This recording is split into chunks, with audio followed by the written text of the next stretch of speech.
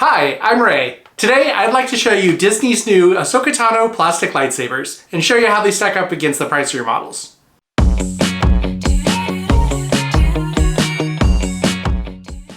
Ahsoka's had two sets of lightsabers over her storyline. The split-tipped saber she uses throughout the Clone Wars we'll look at it some other time.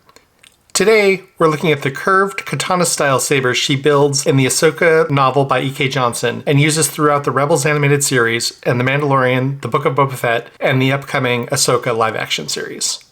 Disney had previously sold the Ahsoka Rebel set in their Legacy lightsaber line, which sold for $220 and were only available at the Disney parks. After Disney retired that set, the resale price on eBay went through the roof, peaking at over $1,000. When they released a $400 limited edition box set of the same Legacy sabers in early 2022, all 6,000 sets sold out almost instantly. Those box sets are now going for $600 to $700 on eBay, and the extra supply has brought the resale price for the original set back down to $400 to $500. In the custom saber community, the Ahsoka Rebels options are even more expensive. LGT's product ranges from $600 to $700 depending on the electronics you want. The KR Saber's Thrawn Hunters, probably the most accurate replicas yet, are $600 just for the empty hilts and come to about $1,400 to $2,000 fully installed. Thankfully, as of 2022, Disney has just released a much more affordable option. This time, it's a plastic set with the same lights and sounds as their other Shop Disney lightsaber toys, at just $65 for the pair.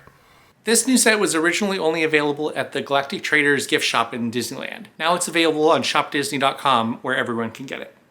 The other lightsabers in this toy line all go for $35 a piece. Since the Ahsoka ones are two sabers in the same set, it's $65 for the set. At first glance, the packaging looks great. It looks absolutely beautiful hanging on the shelf. But it is this old-fashioned plastic clamshell type of container that you're going to need a good pair of scissors to get through.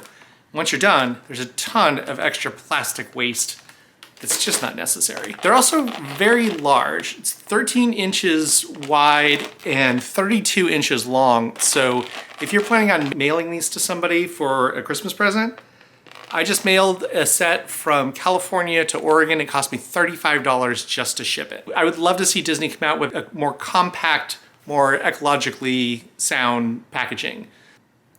Once you have it open, you're going to have two hilts, two blades, and two belt clips. The belt clips are very similar to the belt clips that you would see on some of the modern custom lightsabers.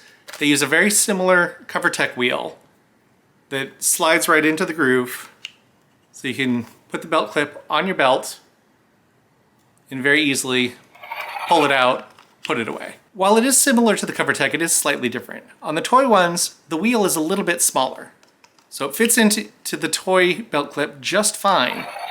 But if you try to take one of your expensive metal lightsabers, that CoverTech wheel is going to be a little bit too big to fit in the clip. This is so you don't use a very cheap plastic clip to carry around a very expensive lightsaber and open them up to liability. However, if you use one of the CoverTech clips that's meant for the expensive lightsabers, the toy one will still click in just as easy. Now, some of the nitpickers might point out that Ahsoka's lightsabers didn't actually use a CoverTech wheel. They used D-rings to connect to the belt, which, while more movie accurate, it's not exactly something that's easy for a kid to deal with. And when we're talking about a toy, ease of use over accuracy is going to win out every time. So I completely understand why they made that choice.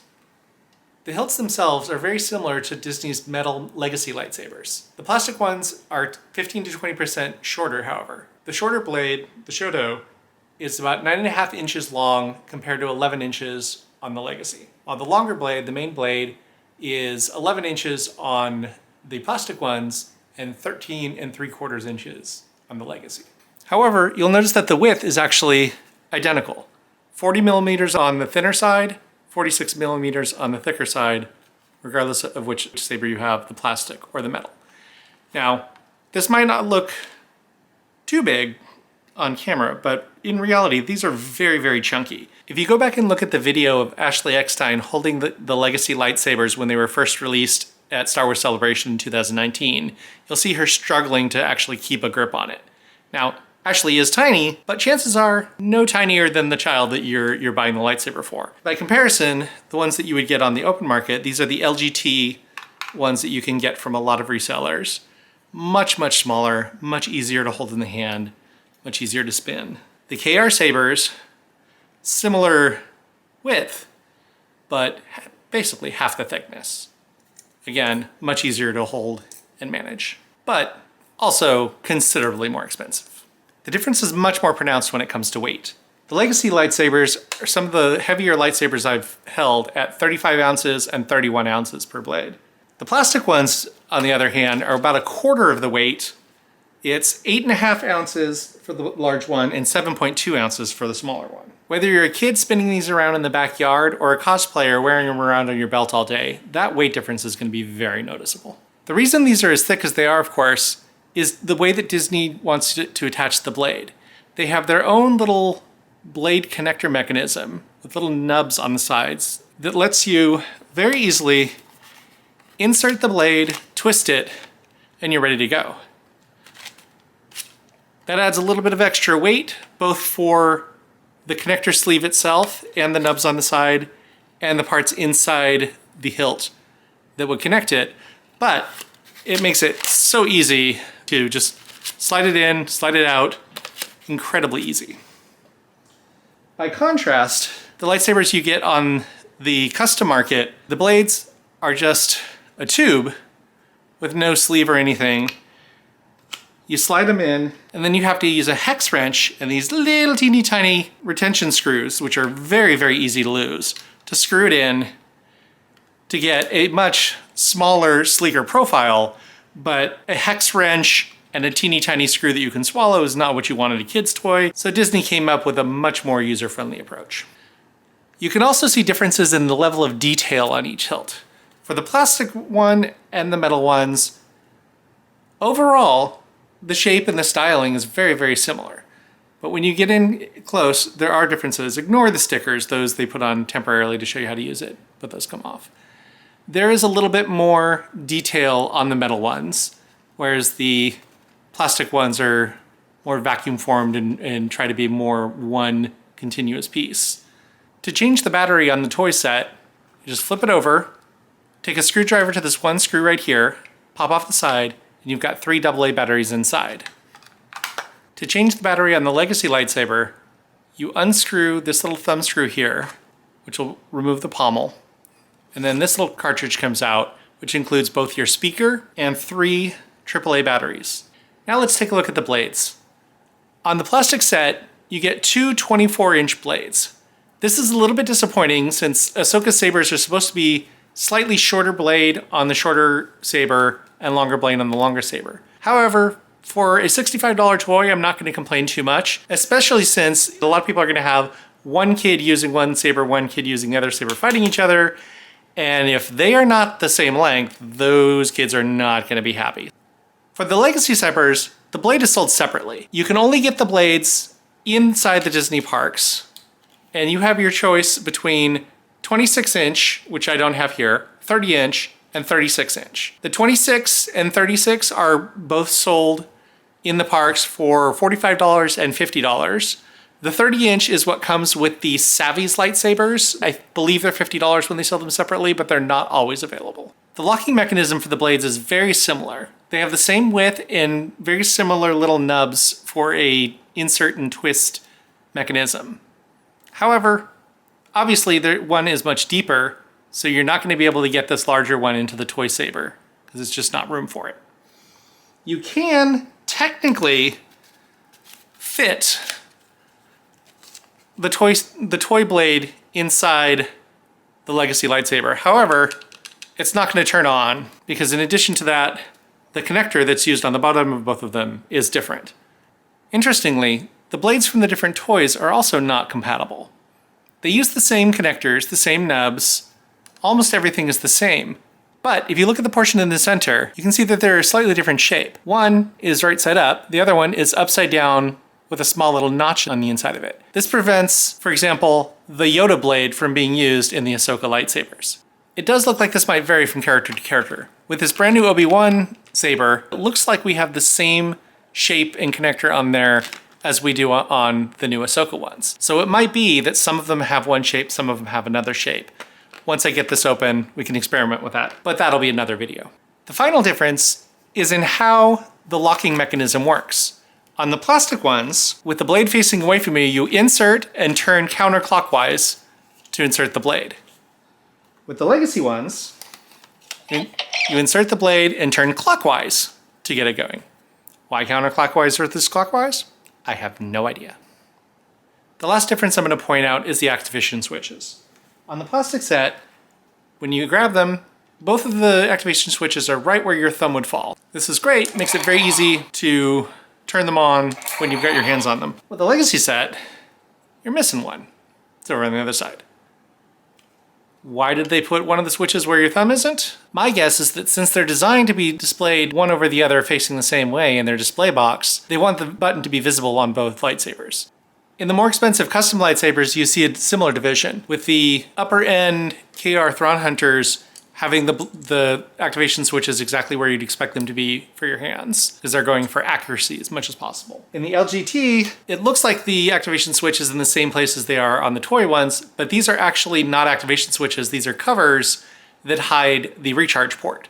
The actual activation switches are right here on the top, these little teeny tiny nubs that you can barely tell. So when you're holding them, it's actually really easy to access the activation switch. I assume them being on the same side here is because the component inside has the activation switch facing in the same direction. So it's just a little cheaper to manufacture them that way. Now for the fun part, the lights and sounds. For both of the Disney sets, it's one button to turn on, one button to turn off. You have one blade color and one set of sound effects. This is because you're specifically letting one character's lightsaber, so they want to make it as in-world and in-character as possible.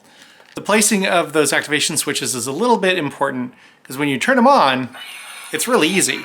But if you're spinning them around, it's sometimes easy to accidentally bump them and turn them off. Easy to use, but easy to misuse. Now the blades themselves, in both of these, have the LEDs inside the blade, as opposed to it being a light in the bottom.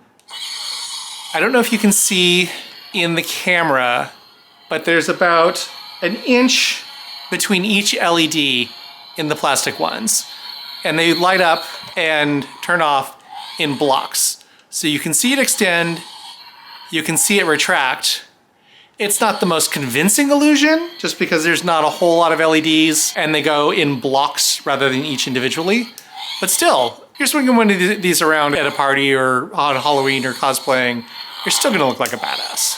The legacy ones have LEDs, I think it's about every ½ inch, so about twice as dense of pixels. So it's a much more convincing illusion, but they do still light up in 4 blocks. So if you're not looking for it, you're not going to notice it, but if you are looking for it, it's a little bit noticeable.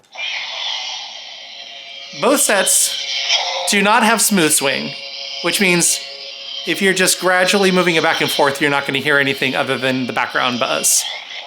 Same thing with the plastic ones.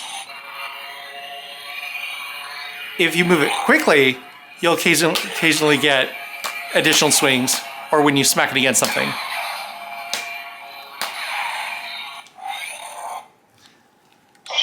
Likewise for the legacy blades. Swing it around gently, you get nothing. Swing it hard, oops, see, there's one of those accidental turn-offs.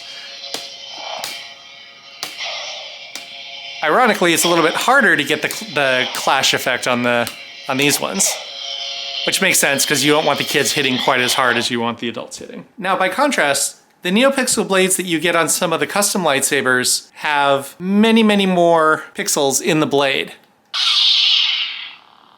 More than that, each LED is addressable by the soundboard, which is basically a mini computer sitting in the hilt. When you turn it on and you turn it off, it's a much, much smoother illusion, extending and retracting. The lights are much brighter. On these ones, you can change the color to just about any color you want and program it to do all sorts of crazy effects where it ignites from the end down or does all sorts of wacky things. We'll dig deeper into the world of customization later, but just to give you a teaser, just about every aspect of your blade ignition, blade color, how it behaves, the sounds it makes, is all customizable if you're willing to put in the learning curve and the extra money to play with a fancy soundboard. I would love to see Hasbro's Black Series release a set of Ahsoka Rebel sabers to bring another high-quality, reasonably priced option to the market. But they would need to make it a paired set in order to make it matter, not just a single saber like they did with the Ahsoka's original Clone Wars sabers.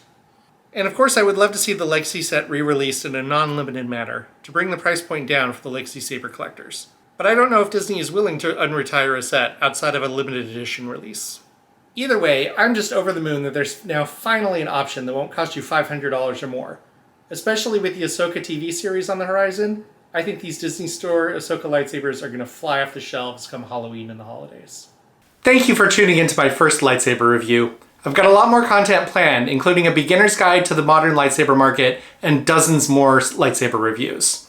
Please drop a comment to let me know what else you'd like to see, or if there's anything I missed in the review. And of course, please hit that like button to help other Ahsoka fans find the review, and subscribe to the channel to follow along on what's to come. Thanks, and I'll see you in the next one.